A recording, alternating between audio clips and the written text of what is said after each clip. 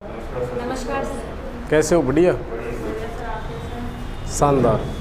अब देखो, आज जो टॉपिक अपन शुरू कर रहे हैं ना, आपके सिलेबस में भी डिफाइन किया गया है डेटा प्रोसेसिंग के नाम से।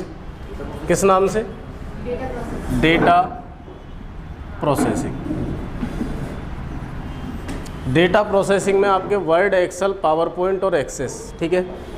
ये एक सॉफ्टवेयर है जो माइक्रोसॉफ्ट कॉरपोरेशन के द्वारा जारी किया गया है। माइक्रोसॉफ्ट ऑफिस, माइक्रोसॉफ्ट कॉरपोरेशन ने ये जारी किया है। इसका जो प्रथम वर्जन है वो 1.0 आया था 90 में। इस सॉफ्टवेयर का उद्देश्य जो है वो है एक ऑफिस। अब अपन देखते हैं स्कूल में, कॉलेज में, किसी भी संस्थान में एक पर्सनल जो है एक ऑफिस होता है, एक कार्यालय होता है। और उस कार्यालय के अंदर बहुत सारे कार्य जो है संपन्न होते हैं। जैसे डॉक्यूमेंट से संबंधित भी कार्य होता है, आपका मैथमेटिकली कैलकुलेशन से संबंधित कार्य होता है, या फिर अपन जो है पीपीटी से संबंधित कार्य करते हैं। तो इसके अंदर जो 4 सॉफ्टवेयर हैं वो पर्टिकुलरली अलग अलग डिवाइड है कि एमएस वर्ड के अंदर जो है डेटा प्रोसेसिंग होगी, वर्ड एक्सेल में जो है अपन मैथमेटिकली कैलकुलेशन करेंगे, पावर पॉइंट के अंदर पीपीटी बनाएंगे। अब इन जो सॉफ्टवेयर से इनसे कैसे क्वेश्चन आते हैं उनकी भी हम बात करेंगे। सूचना सहायक में कैसे क्वेश्चन पूछे गए हैं, ठीक है। आपके केवीएस का एग्ज़ाम होता है, उनके भी क्वेश्चनों को हम सॉल्व करेंगे। सबसे पहले इसका कॉन्सेप्ट समझते हैं। आजकल ये जो सॉफ्टवेयर है ना, एक कंपलसरी हो गया है, अनिवार्य। कंपलसरी का मतलब ये है कि प्राइवेट सेक्टर में तो आप किसी भी एग्ज़ाम में उठा के देख लो, चाहे आप एक राजस्थान पुलिस में, चाहे आप वीडियो, उसके बाद में आपका कंप्यूटर टीचर, जूनियर अकाउंटेंट, मतलब सभी एग्ज़ामों में जो है ना इस सॉफ्टवेयर से क्वेश्चन आप देख सकते हैं, ठीक है। और प्राइवेट सेक्टर में भी आप एक छोटे से इंटरव्यू में भी जाते हैं ना, वहाँ एक छोटा सा क्वेश्चन ज़रूर रहता है, क्या आप ऑफिस के अंदर जो है टाइपिंग वगैरह या डॉक्यूमेंट क्रिएट करने की नॉलेज रखते हैं क्या। तो एक सामान्य सा क्वेश्चन हो गया, क्योंकि ये सॉफ्टवेयर जो है ना ऑफिस, चाहे वो ऑफिस किसी भी प्रकार का है, किसी भी ऑर्गेनाइजेशन का वो ऑफिस है, उसमें ये समान रूप से उपयोगी है। तो सबसे पहले हम बात करेंगे कि माइक्रोसॉफ्ट जो है ना इस कंपनी के द्वारा इसे बनाया गया है। माइक्रोसॉफ्ट कॉरपोरेशन की जो स्थापना है वो 4 अप्रैल 1975 को होती है, ठीक है। माइक्रोसॉफ्ट कॉरपोरेशन की जो स्थापना है वो 4 अप्रैल 1975 को होती है, और पूरा नाम है विलियम हेनरी गेट्स, या हम जिन्हें बोलते हैं बिल गेट्स, ठीक है। इन्हें ऑनर ऑफ कंप्यूटर या कंप्यूटर के मालिक की जो है ना, एक बार आप सुनेंगे बातों को ध्यान से सिर्फ, ठीक है। हाँ, लिखवाएंगे भी और नोट्स भी देंगे, बहुत शानदार नोट्स देंगे आपको इनके कॉन्सेप्ट शुरू से। लेकिन एक बार चीज़ों को लिखने के बजाय ये सारी चीज़ें लिखी हुई हैं पहले से, है ना, लेकिन इनको समझना बहुत ज़रूरी है। वैसे ये प्रैक्टिकल सॉफ्टवेयर है, प्रैक्टिकल सॉफ्टवेयर है। अक्षरों को कैसे लिखना है, कलर देना है, बोल्ड, इटैलिक, अंडरलाइन, पेज में कलर देना है, बॉर्डर देना है, ठीक है। लेकिन मैं आपको यहाँ सारी चीज़ें जो है डायग्राम बना के बता दूँगा, ठीक है। तो 4 अप्रैल 1975 में जो है बिल गेट्स के द्वारा, या विलियम हेनरी गेट्स इनका पूरा नाम है, 1955 में इनका जन्म होता है, और 1975 में जो है ये स्थापना करते हैं किसकी? माइक्रोसॉफ्ट की। माइक्रोसॉफ्ट कॉरपोरेशन 1975 में इनके एक मित्र थे पॉल एलन। क्या नाम था? पॉल एलन, ठीक है। बिल गेट्स अभी भी हैं, लेकिन पॉल एलन 2018 में एक्सपायर हो चुके हैं। बहुत अच्छे मित्र थे इनके, किनके? बिल गेट्स के। और बिल गेट्स के बारे में एक क्वेश्चन पूछा जाता है। क्वेश्चन ये पूछा जाता है कि कंप्यूटर का ओनर, कंप्यूटर ओनर या कंप्यूटर का मालिक जो है बिल गेट्स को कहा जाता है। कंप्यूटर का जनक चार्ल्स बेबेज को कहा जाता है। प्रश्न आया सूचना सहायक में, कंप्यूटर का मूल ढांचा किसने विकसित किया? चार्ल्स बेबेज ने किया। इन्होंने एनालिटिकल इंजन 1833 में बनाया था। पहले डिफरेंस 22 में डिफरेंस बनाया था, जो मानवीय निर्देशों को समझने में सक्षम नहीं था, लेकिन इन्हीं के द्वारा डिफरेंस का विकसित रूप तैयार किया गया था, चार्ल्स बेबेज के द्वारा, ठीक है। ब्रिटिश गणितज्ञ थे चार्ल्स बेबेज, पहले ऐसे व्यक्ति जिनके दिमाग में ये चीज़ आई कि ऐसी कोई मशीन विकसित की जा सकती है जिसके द्वारा जो है मानव द्वारा दिए गए निर्देशों को वो ग्रहण करे और उसके अनुसार गणना करे। आज हम आईटी के क्षेत्र में बहुत ज़्यादा जो है प्रगति कर चुके हैं, लेकिन आज से 200 साल पहले आईटी के जो है क्षेत्र में इतना बदलाव नहीं था। इन्होंने 1822 में यूनिवर्सिटी है कैम्ब्रिज, उसमें ये वरिष्ठ प्रोफेसर थे। वहाँ पर इन्होंने 1822 में एक मशीन बनाई जिसका नाम था डिफरेंस इंजन। डिफरेंस इंजन बनाया, लेकिन ये जो है ना भाप से चलता था, मानवीय निर्देशों को समझने में सक्षम नहीं था। 1833 में इन्होंने एक मशीन बनाई जिसका नाम है एनालिटिकल इंजन। एनालिटिकल जो इंजन है, इसे वर्तमान या आधुनिक कंप्यूटर का बेस कहा जाता है। आज जो हम पढ़ते हैं ना कंप्यूटर के चरण, इनपुट प्रोसेसिंग, आउटपुट और स्टोरेज, ये संकल्पना सर्वप्रथम चार्ल्स बेबेज ने ही विकसित की थी। और एनालिटिकल इंजन मानवीय निर्देशों को समझने में सक्षम था। इसे आधुनिक कंप्यूटर का बेस कहा जाता है। आधुनिक कंप्यूटर का मूल ढांचा या आज जिस कंप्यूटर की संरचना की गई है, आज डिजिटल कंप्यूटर मोबाइल से ही हम हजारों क्रियाएं संपन्न कर सकते हैं, लेकिन कंप्यूटर का अर्थ हर वो यंत्र है जो गणना करने में सक्षम है। स्पीडोमीटर है, बाइक में लगा होता है, गणना करता है किसकी? स्पीड की। एनालॉग कंप्यूटर की श्रेणी में आता है तो कंप्यूटर। लेकिन हम जिस कंप्यूटर की बात कर रहे हैं वो डिजिटल कंप्यूटर है जो गणना के साथ अन्य क्रियाएं भी करता है। तो यहाँ पर जो है ना, सबसे पहले जो मैकेनिकल या दुनिया का प्रथम यांत्रिक जो कंप्यूटर है वो चार्ल्स बेबेज ने डिज़ाइन किया था 1833 में। ठीक है, अभी हम बात कर रहे हैं सॉफ्टवेयर के बारे में जो माइक्रोसॉफ्ट कॉरपोरेशन के द्वारा जारी किया गया है। अब इसके जो है ना, अभी जो है माइक्रोसॉफ्ट के बारे में हम बात करें तो माइक्रोसॉफ्ट वर्ड, अभी इसका लेटेस्ट वर्जन चल रहा है 2021। 19 के बाद 21 लॉन्च हो चुका है। ठीक है, इससे जस्ट पहले 19 था, 3, 7, 10, उसके बाद 13 आया, 16 आया, 19 आया और अब 21 आ गया। ठीक है, पहला वर्जन है, उसकी भी बात करेंगे। पहले इसके संस्करणों के बारे में बात करेंगे। पहले ये अलग अलग आते थे। वर्ड जो है वर्ड स्टार के नाम से आता था। एक्सेल का प्रथम वर्जन जो है विजिकल था, उसके बाद लोटस 1, 2, 3 आया। अभी छोटे एग्जामों में पूछ लिया जाता है, वीडियो में पूछ लिया कि एक्सेल का प्रथम वर्जन कौन सा है, विजिकल, लोटस। तो प्रथम वर्जन विजिकल है। कितने रो कॉलम होते हैं उनके बारे में बात करेंगे। 3 में कितने होते थे, 7 में कितने होते हैं, सेल क्या है, सेल एड्रेस क्या है, ये छोटे छोटे क्वेश्चन ऐसे आते हैं। और ऑप्शन आप देखोगे ना, इतने सिमिलर ऑप्शन आपको मिलते हैं कि हम चीज़ को पढ़ते हुए लिखते हुए जो है ना वहाँ पे कंफ्यूज हो जाते हैं एग्ज़ाम हॉल में जाके। तो अभी जो है इसके एक तो आपका MS वर्ड है, MS एक्सेल है। ठीक है, ये भी 2021 वर्जन है। उसके बाद में आपका MS पावर पॉइंट है। पावर पॉइंट जिसमें अपन क्या बनाते हैं, प्रेजेंटेशन तैयार करते हैं। एक आपका MS एक्सेस है। ठीक है, जिसमें database, DBMS, database management software के नाम से जानते हैं। और इसके बाद में है आपका MS आउटलुक। MS आउटलुक जो अपने ईमेल से संबंधित सूचनाओं को सुरक्षित करने के काम आता है। तो हम यहाँ पर सबसे पहले MS वर्ड की बात करेंगे, लेकिन वर्ड से भी पहले हम बात करेंगे कि पहले ये जो सॉफ्टवेयर थे सब अलग अलग थे। ठीक है, जैसे MS वर्ड वर्ड स्टार के नाम से आता था पहले। ठीक है, एक्सेल जो है विजिकल के नाम से आता था, पावर पॉइंट अलग नाम से आता था। पहली बार माइक्रोसॉफ्ट ने, और ये अलग अलग कंपनियों ने बनाए ये, लेकिन पहली बार माइक्रोसॉफ्ट ने अडॉप्ट किया था 90 में, खरीद लिया था अदर कंपनियों से। ठीक है, गूगल से पहले भी सर्चिंग की बहुत कंपनियां थी, लेकिन गूगल ने लगभग 200 छोटी बड़ी कंपनियों को परचेज कर लिया। ठीक है, तो ऐसे ही पहली बार 1990 में माइक्रोसॉफ्ट का एक वर्जन जारी हुआ, माइक्रोसॉफ्ट ऑफिस के नाम से। किस नाम से? और ये था 1.0। और इसमें ओनली 3 सॉफ्टवेयर ही थे। कितने?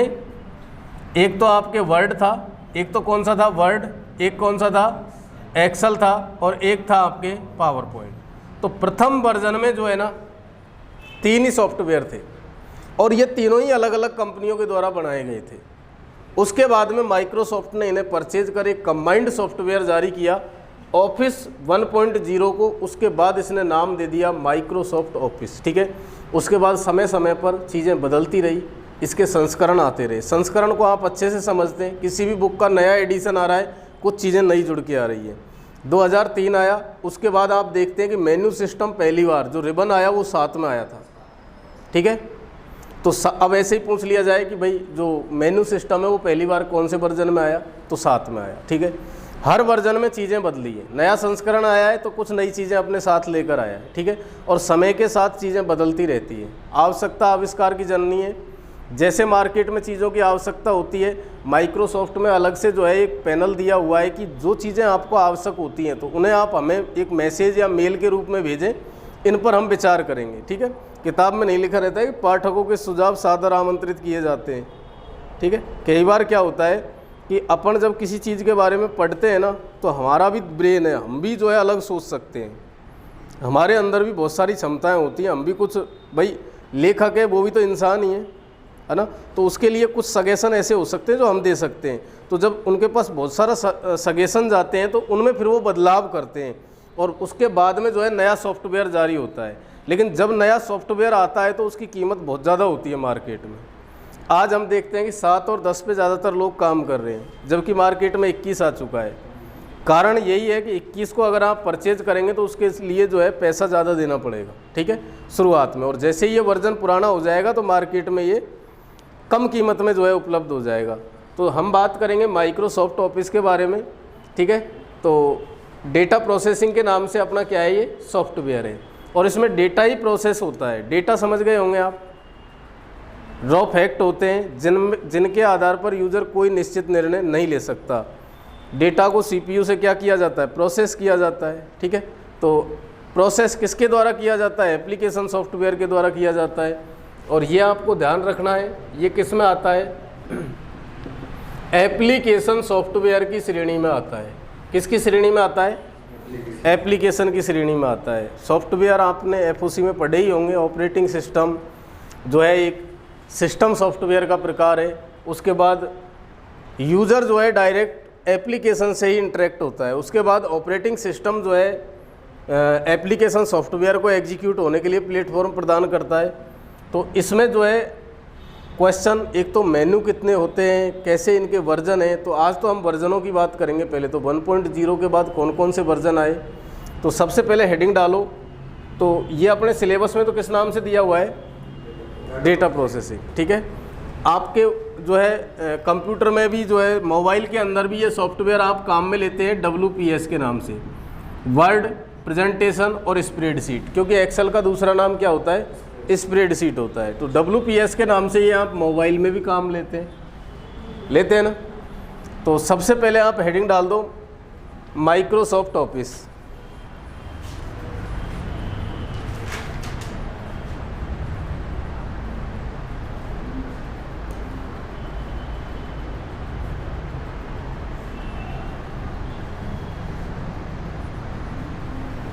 हिंदी में ही लिखा दें, चलेगा ना। लिखो माइक्रोसॉफ्ट, क्या कह रहे हो, वर्ड तो इंग्लिश में ही लिखेंगे, ठीक है। अब जैसे माइक्रोसॉफ्ट ऑफिस है, ये जो टेक्निकल वर्ड है ना। अब होता क्या है कि कंप्यूटर में जैसे इनपुट है, आउटपुट है, और भी बहुत सारे शब्द में ऐसे बताओ, फंक्शन कुंजी हैं। तो कंप्यूटर पेपर में भी फंक्शन ही लिखेगा उसको। कभी भी प्रोग्राम या समारोह होता है, फंक्शन का हिंदी क्या होता है, इनपुट का आगम होता है, आउटपुट का निर्गम होता है। तो ऐसे शब्द वो हिंदी में नहीं लिखता है, वो तो इनपुट को इनपुट ही लिखेगा। कई बार हम मोबाइल की भाषा भी जब हिंदी में करते हैं ना, तो अलग ही महसूस हो जाता है ना। बहुत सारी चीज़ें हमें ही समझ नहीं आती हिंदी में। तो टेक्निकल शब्द तो इंग्लिश में ही लिखे जाएंगे। तो सबसे पहले लिखो आप माइक्रोसॉफ्ट ऑफिस का परिचय। एक कार्यालय से संबंधित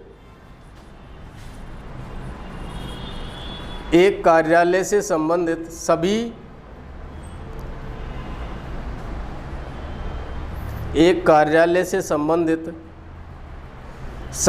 कार्यों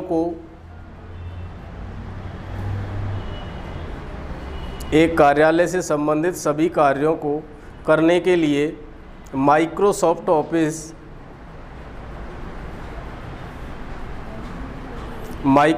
ऑफिस सॉफ्टवेयर का प्रयोग किया जाता है। एक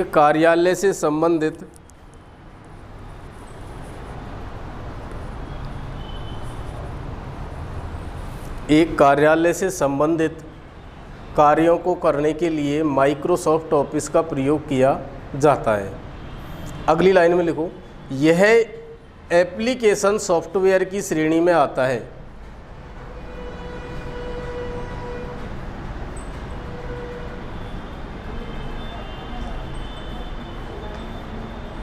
यह एप्लीकेशन सॉफ्टवेयर की श्रेणी में आता है।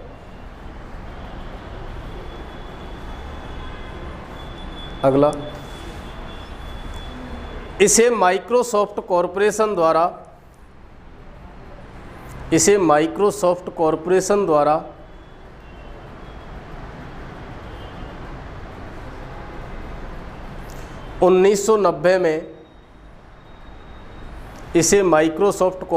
द्वारा 1990 में ऑफिस 1.0 के नाम से जारी किया गया। इसे माइक्रोसॉफ्ट कॉरपोरेशन द्वारा 1990 में ऑफिस 1.0 के नाम से जारी किया गया।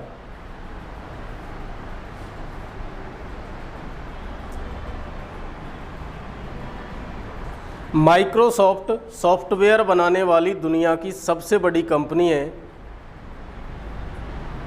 माइक्रोसॉफ्ट सॉफ्टवेयर बनाने वाली दुनिया की सबसे बड़ी कंपनी है।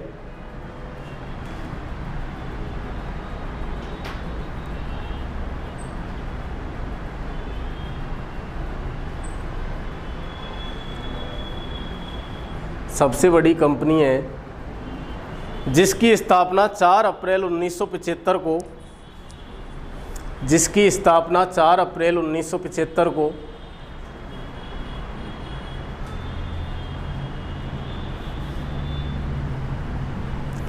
बिल गेट्स व पॉल एलन द्वारा की गई। जिसकी स्थापना 4 अप्रैल 1975 को बिल गेट्स व पॉल एलन द्वारा की गई।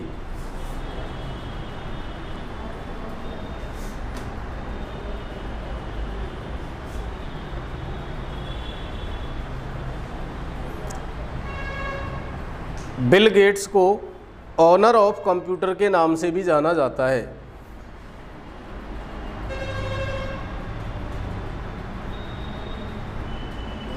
बिल गेट्स को ऑनर ऑफ कंप्यूटर के नाम से भी जाना जाता है।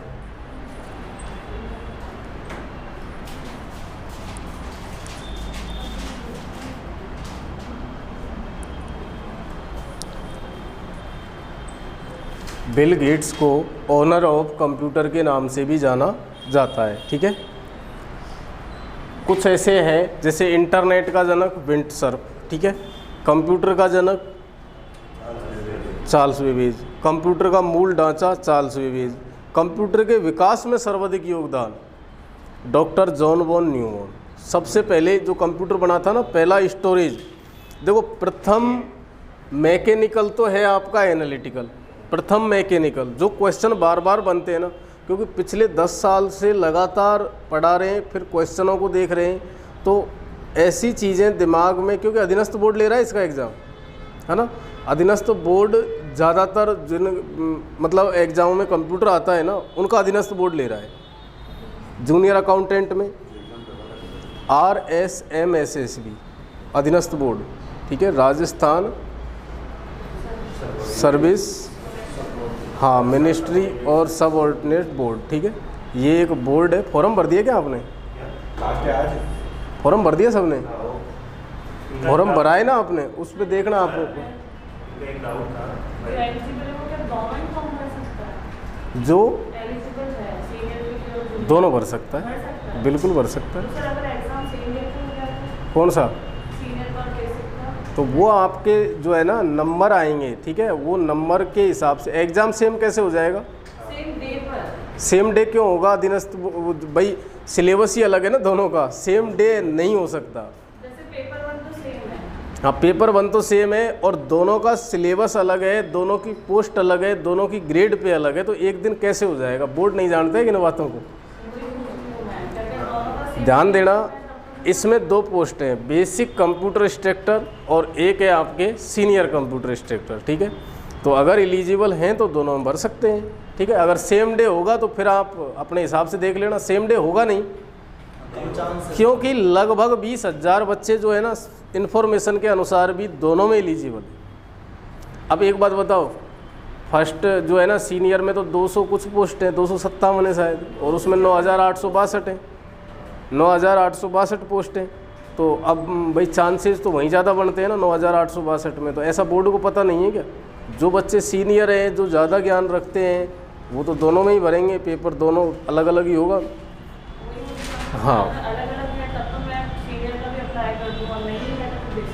दोनों ही भर दो आप फॉर्म तो, ठीक है, फॉर्म दोनों भर दो आप। 250-300 रुपये की बात है, फॉर्म दोनों भरो, ठीक है। हाँ, तो सेम डे में होगा तो आपके तो दोनों ही प्रवेश कार्ड आएंगे ना। ऐसा थोड़ी है कि भाई एक कैंसिल हो जाएगा, ऐसा तो हो ही नहीं सकता। कि जो एलिजिबल है तो आपके हिसाब से देख लेना। फिर आप देखो दोनों ही चीज़ें हैं, ठीक है, लेकिन भरने आपको ज़रूरी है।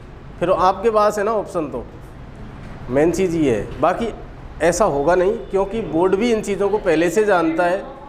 हाँ बिल्कुल है एलिजिबल, इसमें क्या है, तो उसमें कोई दिक्कत नहीं है।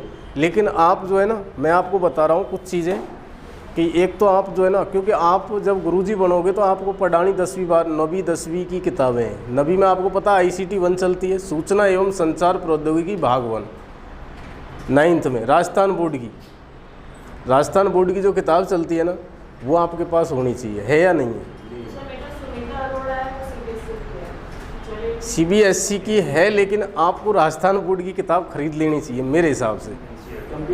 हाँ, 9वीं और 10वीं दोनों ही। नहीं, मेरे हिसाब से तो 9वीं 10वीं तो ज़रूरी होनी चाहिए, 11वीं 12वीं भी होनी चाहिए, क्योंकि सिलेबस वहीं से डिज़ाइन किया है। आप देख लो उठा के, C HTML, उसके बाद में ऑफिस। अब पढ़ाएंगे ना, अब जब तो लिया जा रहा है आपको। सर अभी किताबें होंगी मार्केट में? हाँ किताबें हैं ना, किताबें हैं, आप खरीदो। तो अब मैं बता दूं आपको, देखो उसके अंदर आपका ICT 1 हिंदी में लिखा हुआ है, इंफॉर्मेशन कम्युनिकेशन टेक्नोलॉजी, सूचना एवं संचार प्रौद्योगिकी, ठीक है। ICT 1 की अगर हम बात करें तो यहाँ पर आप देखोगे कि ICT 1 के अंदर आपका पूरा FOC कवर हो रहा है। क्या कवर हो रहा है? पूरा फंडामेंटल जो है ना, उसके अंदर से कवर हो रहा है। उसके बाद में वर्ड जो है ICT 1 में ही मिल जाएगा आपको, MS वर्ड वर्जन उसमें जो है 2003 का ही दिया हुआ है अभी, क्योंकि बोर्ड है, अब उसी हिसाब से चीज़ें, नया प्रकाशन आएगा, बदलेंगे। लेकिन वहाँ से जो ऑथेंटिक फैक्ट है ना, वो ज़रूर पूछे जाएंगे और बहुत डिटेल से दिया हुआ है। तो ICT 1 और ICT 2 यही आपको पढ़ानी है। बेसिक कंप्यूटर अनुदेशक के अंदर जो आप पढ़ाओगे ना, क्योंकि नई शिक्षा नीति के अंदर कंप्यूटर कंपलसरी विषय बना दिया गया है, तभी जाके जो है नई शिक्षा नीति अगर नहीं आती तो आपको पता कब से ये पोस्ट, कब से घोषणा की हुई है इनकी। उसके बाद संविदा पे लेंगे, फिर कंपनी ने लगा दिए, और लगभग 20,000 स्कूलों में ICT स्कीम के तहत लैब आज भी लगे हुए हैं, ठीक है। अरबों पैसा, बहुत करोड़ों रुपया जो है खर्च हुआ है, लेकिन जो है ना वहाँ पे जो गुरुजी लगे हुए हैं उनको तो कीबोर्ड के बटन ही दबाना नहीं आता, ठीक है। उनको तो सरकार ने एक कोर्स होता है RSCIT, उसके लिए कंपलसरी कर दिया कि भाई आप तो RSCIT कर लो, इसका पेमेंट भी हम ही दे देंगे, आप तो कोर्स कर लो बस, कम से कम बेसिक नॉलेज तो। और देखो कंप्यूटर, अब आप तो IT से हो, आपको पता है कि वर्तमान समय में कंप्यूटर मानव जीवन का अभिन्न अंग बन गया है। किसी भी डिपार्टमेंट में हमारे यहाँ जो शिक्षा दी जा रही है ना, वो शिक्षा जो है जॉब ओरिएंटेड नहीं है। और आज जो है IT के क्षेत्र में किसी भी व्यक्ति का बेसिक नॉलेज बहुत ज़रूरी है। बेसिक नॉलेज अगर IT के क्षेत्र में अगर आप नहीं रखते हैं तो वो आपके लिए दिक्कत है। अब गवर्नमेंट को भी ये बात समझ आ गई, ठीक है। CBSE ने तो पहले ही ये कंपलसरी कर दिया, लेकिन हमारे जो है ना यहाँ पे बहुत लेट समझ आती है बात कि भाई इसके लिए जो है ना बच्चे को ज़रूरी है।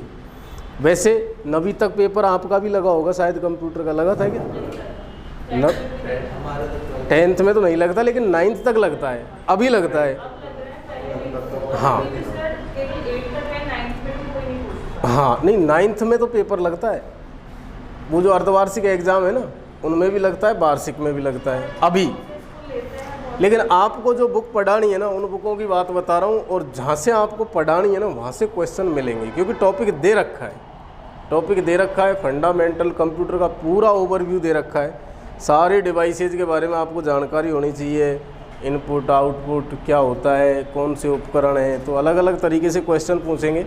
और FOC का भी काफ़ी रेशो इसके अंदर कवर किया जाएगा। में खाली फंडामेंटल 9th में फंडामेंटल है, पूरा फंडामेंटल है। जैसे आपके कंप्यूटर का उद्भव है, कंप्यूटर की पीढ़ियाँ हैं, कंप्यूटर के प्रकार हैं, कंप्यूटर की इनपुट आउटपुट युक्तियाँ हैं। हाँ, उसके बाद में आपका बेसिक इंटरनेट है और आपका MS वर्ड है।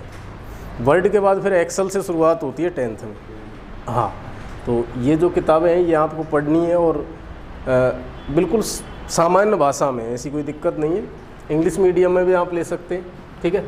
तो इसके बाद में अपन लास्ट जो है अपन ने लिखा था कि माइक्रोसॉफ्ट कॉरपोरेशन की जो स्थापना है वो कब हुई थी? 4 अप्रैल 1975 को हुई थी, ठीक है। अब लिखो आप इसमें आगे कि माइक्रोसॉफ्ट के महत्वपूर्ण संस्करण या वर्जन, माइक्रोसॉफ्ट के प्रमुख संस्करण या वर्जन। हाँ, माइक्रोसॉफ्ट ऑफिस के प्रमुख वर्जन।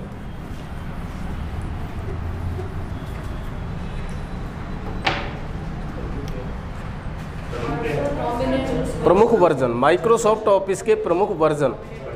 हाँ, संस्करण, माइक्रोसॉफ्ट ऑफिस के प्रमुख वर्जन, ठीक है। अब देखो, अभी मैं आपको वीडियो के अंदर एक क्वेश्चन आया था और एक जो है सूचना सहायक के अंदर 2018 में आया था, वो प्रश्न आप लिख लो इसके नीचे, वर्जन से ही आया था वो। देखो, निम्न में से कौन सा ऑफिस का वैध वर्जन नहीं है?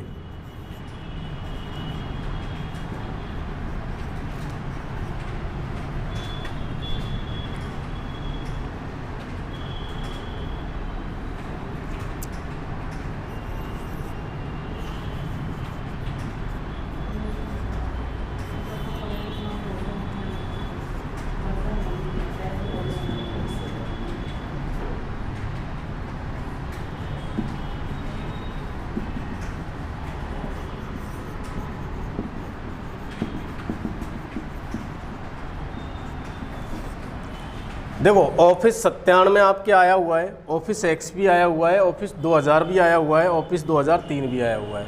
लेकिन माइक्रोसॉफ्ट विंडो XP जो है ना, अब XP, ठीक है, ये एक ऑपरेटिंग सिस्टम है और ये तीनों जो हैं विंडो के वर्जन है। तो निम्न में से कौन सा ऑफिस का वैध वर्जन नहीं है? माइक्रोसॉफ्ट XP, ठीक है। तो इसलिए अपन को वर्जनों को जानना ज़रूरी है। सर, MS ऑफिस भी तो बोलते हैं इनको। किसको? XP है, ये भी MS ऑफिस आया था। हाँ, ऑफिस XP आया है ना, तो ये तीन तो राइट हैं। ऑफिस 97 में आया है, ठीक है। देखो, ऑफिस 1.0, ऑफिस 1.0 आया है, ठीक है। इसके बाद ऑफिस 2.0 आया है, 3.0 आया है, 4.0 आया है, ठीक है। इसके बाद में जो है ना ऑफिस 97, ऑफिस कौन सा आया है? 97, ठीक है। इसके बाद जो है ऑफिस XP आया है, फिर ऑफिस जो है आपके 2000 आया है, ठीक है। 2000 आया है, 2000 के बाद कौन सा आया है?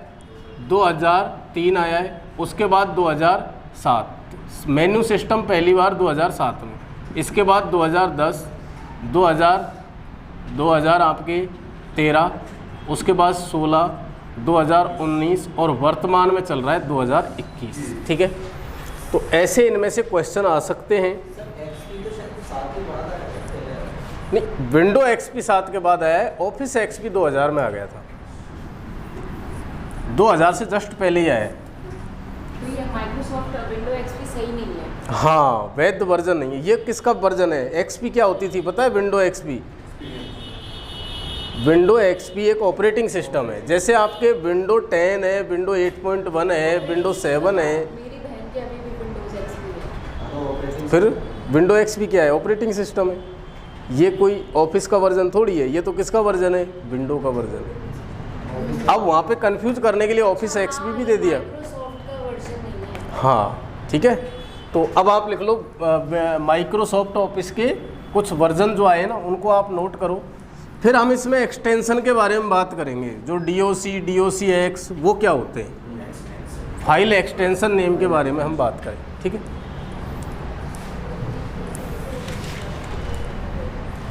अब देखो, या तो ज़्यादातर क्वेश्चन पहले वर्जन से आएगा, ठीक है, 1.0 और लेटेस्ट है 2021, ठीक है। ये आप नोट करो एक बार।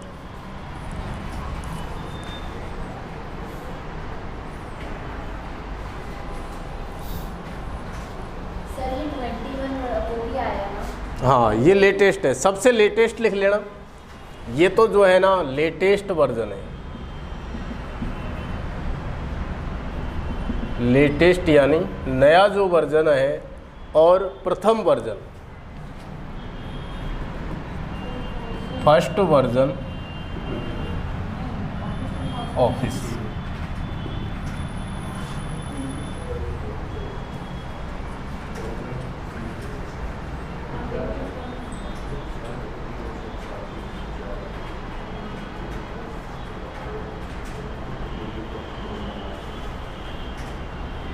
यूनिवर्स साथ में है क्या?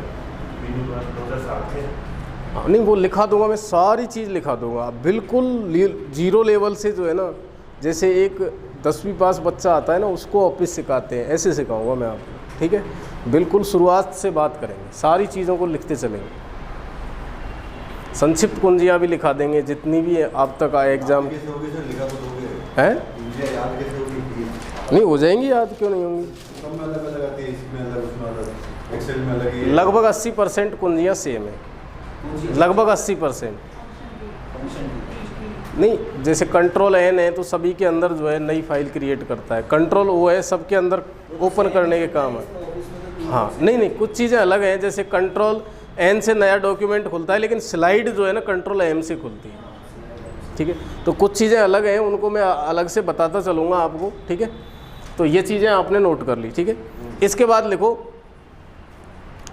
एंड्रॉयड ऑपरेटिंग सिस्टम के लिए, एंड्रॉयड ऑपरेटिंग सिस्टम के लिए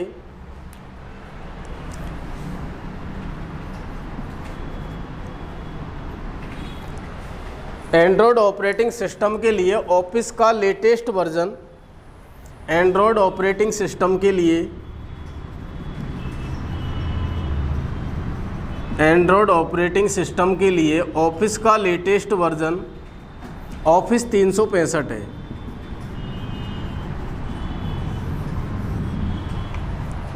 एंड्रॉयड ऑपरेटिंग सिस्टम के लिए ऑफिस का latest version office office 365 sir वैसे भी है, लैपटॉप के लिए भी है। हाँ ठीक है। तो हमारे मोबाइल के अंदर जो है ना, मोबाइल के अंदर जो चल सकता है वो कौन सा है, और ये एक्सपी पे भी चल सकता है, ध्यान रखना ये ऑफिस 365 एक्सपी, लेकिन WPS एंड्रॉयड पे ही चलेगा। WPS ओनली किस पे चलेगा, एंड्रॉयड पे चलेगा, ठीक है। नहीं सर WPS ऑफिस मेरी मैम के डेस्कटॉप पे है। डेस्कटॉप पे है, डेस्कटॉप एंड्रॉयड होगा उसके अंदर। ऑपरेटिंग सिस्टम कौन सा है ये देखना, नहीं उनका ऑपरेटिंग सिस्टम 7 है। ऑपरेटिंग सिस्टम विंडो 7, तो उसके अंदर WPS है। WPS ऑफिस में वो PDF भी पढ़ाती है। अच्छा अच्छा अच्छा, WPS के अंदर, यस सर। चलो देखेंगे। बाकी अभी तक ऐसा है कि भाई WPS जो है ना एंड्रॉयड के लिए, आप देखना उसके अंदर आप कल मुझे बताना ऑपरेटिंग सिस्टम कौन सा है, ठीक है। विंडोज 7 देखो एप्पल का अपना अलग ऑपरेटिंग सिस्टम है iOS, ठीक है। माइक्रोसॉफ्ट के माइक्रोसॉफ्ट, ठीक है। गूगल का है एंड्रॉयड, गूगल ने जारी किया है एंड्रॉयड, ठीक है। तो ऐसे अलग अलग कंपनियों के ऑपरेटिंग सिस्टम है, तो वहाँ पे आपको कन्फ्यूज़न हो सकता है, ठीक है। तो बाकी जो है एंड्रॉयड के लिए भी है और उसके लिए भी है, लेकिन इसका जो है किस नाम से है, ऑफिस 365। अब लिखो माइक्रोसॉफ्ट ऑफिस, माइक्रोसॉफ्ट ऑफिस के फाइल एक्सटेंशन नेम, जो भी फाइल आप सेव करते हैं ना उनके एक्सटेंशन नेम, प्रत्येक सॉफ्टवेयर जो है ना, जैसे .jpg, .pdf, ये एक्सटेंशन है, ठीक है। फाइल की पहचान .mp3, XLS है, हाँ उसकी बात करेंगे। तो सबसे पहले आप डाल दो office, office MS office, MS office 2000, MS office 2003। देखो 2003 तक तो जो है ना एक्सटेंशन अलग है, और 2007 से लेकर 2021 तक जो है ना वो अलग है, ठीक है। अब देखो इधर हम बात करें कि सबसे पहला आपके आता है MS वर्ड, क्या आता है, माइक्रोसॉफ्ट वर्ड 2003, और उससे पहले जो है .doc है, क्या है, .doc, लेकिन 2007 और उसके बाद के वर्जनों में है docx, ठीक है। इसके बाद आपके दूसरा आता है MS एक्सेल, ठीक है।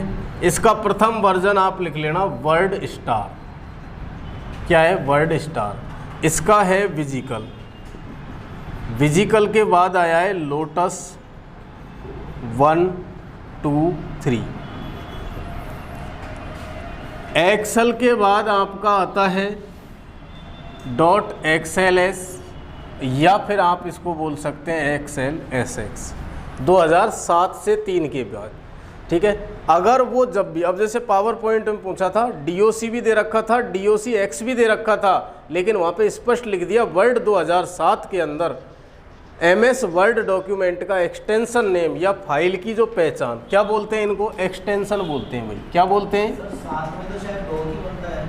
नहीं, X साथ में ही लगा है। इसका जो एक्सटेंडेड, X का मतलब है एक्सटेंडेड साथ ही बात तो 10 में तो डॉग्स बनता है या बढ़ा हुआ रूप। नहीं, मैं जो बता रहा हूँ ना आपको, ये फिक्स है। आपका कन्फ्यूज़न आप देख लेना, जहाँ भी आपने देखा है 3 तक DOC है, 7 से लेकर आज तक क्या है? DOCX है। ठीक है। एक्सटेंडेड, और इनको हम बोलते हैं एक्सटेंशन नेम। क्या बोलते हैं? Extension name. या फाइल की पहचान के लिए, किसके लिए? फाइल की पहचान के लिए एप्लीकेशन द्वारा दिया गया नाम। एप्लीकेशन सॉफ्टवेयर द्वारा दिया गया नाम।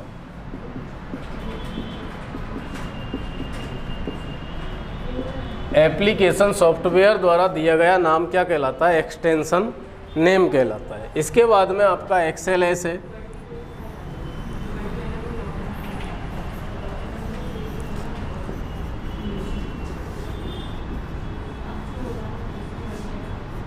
Power point. ठीक है।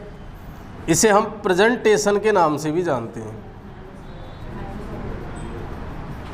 ठीक है। .ppt और .pptx। हाँ, इसमें जो फाइल खुलती है बाय डिफ़ॉल्ट खुलती है डॉक्यूमेंट 1 के नाम से। ठीक है। इसमें खुलती है बुक 1 के नाम से, और 3 सीट होती हैं। कितनी by default? Seat 1, seat 2, seat 3। कितनी सीट? 3 सीट। PPT के अंदर जो फाइल खुलती है वो खुलती है प्रेजेंटेशन 1 के नाम से, और जैसे ही फाइल सेव करोगे ना, तो यह प्रेजेंटेशन 1 के स्थान पर फाइल आपके द्वारा दिया गया नाम आ जाता है। टाइटल बार पे task bar, title bar, scroll बार, स्टेटस बार। पता है सबका? वो पता है, इसे याद नहीं रहता। याद रहना चाहिए। अब याद रह जाएगा कल। ये डॉक्यूमेंट डॉक्यूमेंट 1 ये टाइटल बार पे होता है। ये अपन जो है ना टाइटल, टास्क, इनको लिख लो आप। टाइटल, टास्क, स्टेटस और स्क्रॉल, इन 4 के बारे में बात करेंगे कल।